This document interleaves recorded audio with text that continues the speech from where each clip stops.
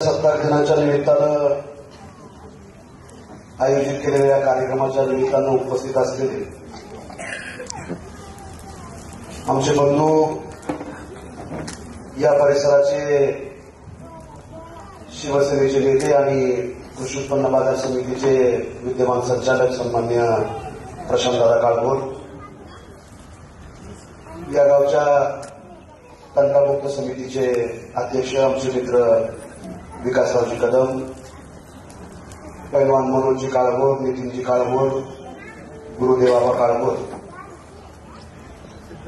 सातत्यानं शिक्षणाचा ध्यास घेऊन गेली अनेक वर्ष आपल्या परिसरामध्ये शिक्षणाची गंगा आपल्या परिसरामध्ये पसरवण्याचं काम जे दाम्पत्य या ठिकाणी करते ते माझे मित्र आणि या शाळेचे संस्थापक आदरणीय चंद्रशेखरजी वाघ सर, आदरणीय लीना मॅडम, उपस्थित असलेले सर्व शाळेचे शिक्षक, फार मोठ्या संख्येने उपस्थित असलेले पालक आणि विद्यार्थी मित्र आणि मैत्रिणी, सर्वप्रथम मी आपल्याला देशाच्या 75व्या गणतंत्र दिनाच्या हार्दिक शुभेच्छा व्यक्त करतो. आपल्या सगळ्यांना माहिती आहे की अनेक वर्षांच्या प्रचंड मोठ्या लढ्यानंतर आणि अनेकांच्या बलिदानानंतर या देशाला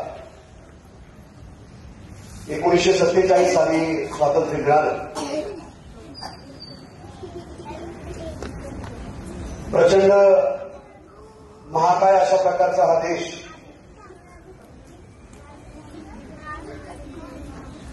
पन्नास किलोमीटर वरती गेली तर आपली बोली भाषा बदलते. अनेक रूढी, अनेक परंपरा, अनेक जाती, अनेक धर्म अशा प्रकारच्या एका राष्ट्राला स्वातंत्र्याच्या नंतरच्या काळामध्ये पुढे घेऊन जायचं असेल तर एका विशिष्ट अशा प्रकारच्या घटनेमध्ये बांधलं गेलं पाहिजे, नियमांच्या मध्ये बांधलं गेलं पाहिजे असा विचार त्यावेळेच्या आपल्या नेत्यांनी केला आणि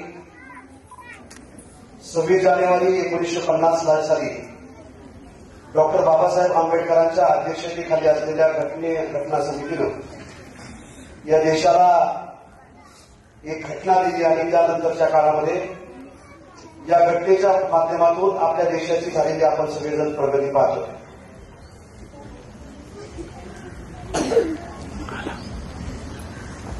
देशाच्या प्रगतीमध्ये शिक्षणाचं एक अनन्यसाधारण अशा प्रकारचं महत्व राहिलेलं आहे.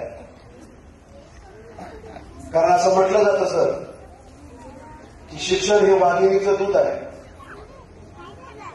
आणि हे दूध जो पितो तो गुरगुरल्याशिवाय राहत नाही.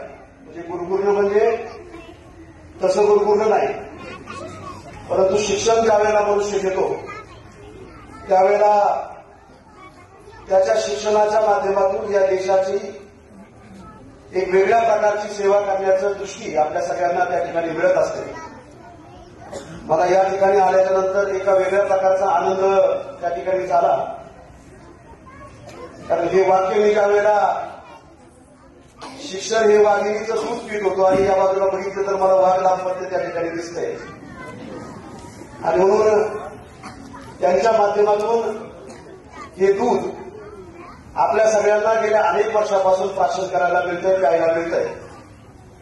कारण मी सातत्यानं पाहिले, मी आताच प्रशांतदादांना सांगत होतो की लोणी काळभोरमध्ये 10-15 वर्षापूर्वी ज्यावेळेला 15 वर्षापूर्वी ज्यावेळेला सर आले त्यावेळेला कदाचित या गावातला सगळ्यात पहिला मित्र मी त्यांचा असेल. मला आठवतंय की आपण उरुळी कांचनच्या संस्थेमध्ये, शिक्षण संस्थेमध्ये त्या ठिकाणी ज्ञानार्जनाचं काम करत होता आणि ज्या वेळेला आपण कुठल्याही वेगळ्या प्रसंगातून गप्पा मारायचो त्यावेळेला शिक्षणाबद्दलची असलेली एक वेगळ्या प्रकारची आस्था आपल्या गप्पांच्या मधून त्या ठिकाणी सतत आपल्याला जाणवायला मिळायचं आणि शिक्षणामध्ये नवनवीन प्रयोग करणारा हा अवलिया माणूस मला खरं वाटलं नव्हतं. परंतु या परिसरामध्ये शैक्षणिक क्षेत्रामध्ये काम करत असताना एक अतिशय चांगल्या प्रकारचं शैक्षणिक आणि ज्ञानदानाचं काम, खरं तर पुस्तकी शिक्षण देऊन फक्त कारकून घडवण्याचं काम या शाळेमध्ये निश्चितपणानं होत नाही असं मला त्या ठिकाणी वाटलं. मी विकासाप्पा पहिल्यांदाच या प्रिमायसेसमध्ये आलो, परंतु आल्याच्या नंतर ज्या काही वाईट असतात, जे काही एक आपल्याला अनुभूती त्या ठिकाणी मिळते की आल्याच्या नंतर एक स्वच्छ अशा प्रकारचा परिसर, छोट्या परंतु एक नेमक्या पद्धतीनं केलेलं इथलं स्ट्रक्चर, मग ती मुलांची परेड असेल, मुलांची प्रार्थना असेल, प्रार्थनाच्या वेळेला मुलांचं असलेलं कॉन्सन्ट्रेशन असेल, या सगळ्या गोष्टींच्याकडं अनेक शैक्षणिक संस्थांच्या मध्ये गेल्याच्या नंतर बारकाईने बघण्याचा योग येत असतो. एक वेगळ्या प्रकारचं एक वातावरण निर्माण करण्याचं काम आपण या ठिकाणी करताय. आणि केवळ पुस्तकी किडे निर्माण न करता एक चांगल्या प्रकारची सक्षम पिढी जी या देशाला, या राष्ट्राला उद्याच्या काळामध्ये एक चांगल्या प्रकारचं शिक्षण देऊन, ज्या भूमीमध्ये आपण जन्म घेतला, त्या मातीमध्ये आपण जन्मलो, वाढलो, त्या मातीचं आपण काहीतरी देणं लागतो. या भूमिकेतून आपण उद्याच्या काळामध्ये आपल्या भावी आयुष्यामध्ये काम करावं, अशा प्रकारची एक पिढी या ठिकाणी आपण घडवताय. आणि दुधात साखर पडल्याच्या नंतर जसं तो आपण त्याला दुग्ध शर्करा योग करतो, म्हणजे दुधात मिठाचा काढा पडला तर काय होतं आणि दुधात साखर पडलं तर काय होतं. साखर पडल्याच्या नंतर निश्चितपणानं ते दूध गोड होतं, त्याचं स्वरूप तीर्थासारखं होतं, ते आपण तीर्थ म्हणून प्राशन करतो. तशा प्रकारचं आपल्या दुधामध्ये आमच्या प्रशांतदादांच्या रूपानं त्या ठिकाणी साखर पडलेली आहे. आणि आपल्या उद्याच्या या शैक्षणिक सगळ्या कार्याला अनेक संकल्पना आपण त्या ठिकाणी मनाशी मुलाशी बाळगत असतो, परंतु या संकल्पना पूर्ण करण्यासाठी त्या ठिकाणी बऱ्याच गोष्टींची त्या ठिकाणी नितांत अशा प्रकारची गरज असते. आणि मला असं वाटतं की ही गरज, ही साथ प्रशांतदादांच्या निमित्तानं आपल्याला त्या ठिकाणी मिळणार आहे. आणि त्यामुळं आज आपण केजी पासून 8वी पर्यंतचं शिक्षण या शाळेमध्ये देत आहात. मला आनंद वाटेल हे सांगायला की उद्याच्या काही 2-5 वर्षाच्या नंतर आमच्या प्रशांतदादांच्या मार्गदर्शनाखाली आणि आपल्या असलेल्या संकल्प बुद्धीनं आपली ही जी नवीन होऊ घातलेली स्काय विजन जी आपली संस्था आहे, त्याच्या नावामध्ये त्या ठिकाणी आपल्या संकल्पनेची आपली दृष्टी किती विशाल आहे याचा सुद्धा त्या ठिकाणी अनुभूती येते. आणि त्यामुळे उद्याच्या काळामध्ये या शाळेमध्ये केजी पासून तर पीजी पर्यंत शिक्षण या परिसरातल्या आपल्या सर्व विद्यार्थ्यांना अतिशय चांगल्या प्रकारे मिळेल, अशा प्रकारची एक शुभेच्छा मी आपल्या सगळ्यांच्या वतीनं या ठिकाणी व्यक्त करतो. खरं तर कार्यक्रमाला आल्याच्या नंतर आलेल्या पाहुण्यांनी खूप वळवळ करू नये, त्यांनी पूर्ण वेळ कार्यक्रमाला थांबावं, त्यांनी मध्ये जाऊ नये, अशा प्रकारचे त्या ठिकाणी संकेत असतात.